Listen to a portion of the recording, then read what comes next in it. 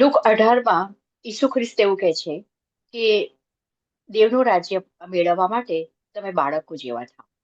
આના લાઈક બે રીતે આપણે એને તારવી શકીએ. બાળકો જેવા નિર્દોષ થાવ, અથવા તો તમે બાળકો જેવા બાળકો જેમ મા બાપ ઉપર વિશ્વાસ મૂકે છે એવા તમે ઈશ્વર પર વિશ્વાસ મૂકો, જેથી તમે દેવનું રાજ્ય પામી શકો.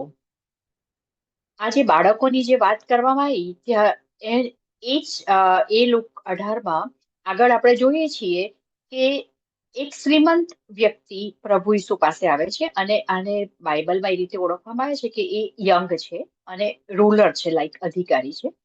આ વ્યક્તિ લગભગ 21 થી 28 વર્ષની છે. શ્રીમંત છે, અને એ જ્યુ છે, યહૂદી છે. અને એ મોટે ભાગે સ્નેહિતરીન જે જ્યુઈશ સભા છે એટલે ફરોશી અથવા તો સ્નેહિતરીન, એ બેમાંથી એક ગ્રુપમાંથી આવે છે, અને એ તાલમુડનો અભ્યાસી છે આ શ્રીમંત વ્યક્તિ.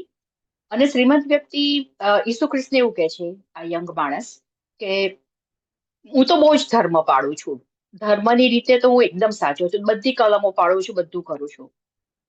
ઈસુ ખ્રિસ્ત એને બહુ સરસ પૂછે છે કે સરસ, બહુ સરસ, તું ધર્મ પાળે છે તો હવે એક કામ કર કે આ તારી બધી જ જે મિલકત છે તું ગરીબોમાં વેચી દે અને મારી પાછળ ચાલ.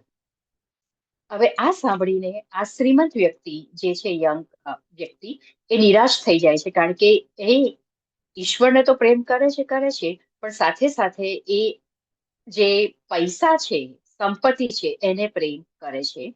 અને એ પ્રેમ જરા ઈશ્વર કરતા વધારે હોય છે. એટલે એ પ્રભુએ જે કહ્યું કે આ સંપત્તિ વેચીને મારી પાછળ ચાલ, તો એ ચાલી શકતો નથી અને નતમસ્તક થઈ જાય છે.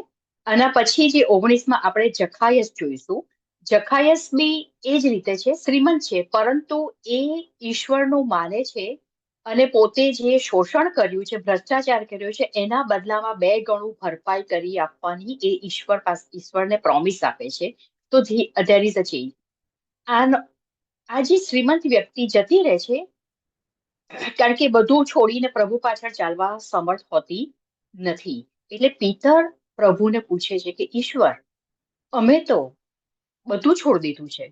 આપણે જાણીએ છીએ કે પિતર એ આ શ્રીમંત વ્યક્તિ જેટલો રીચ નથી, પણ એને ઘર બાર કુટુંબ બધું જ પ્રભુ પાછળ છોડ્યું છે. અમને શું મળશે?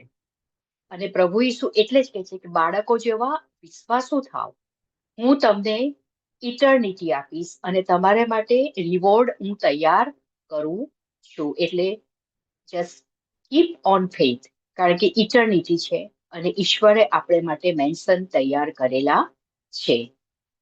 આમીન.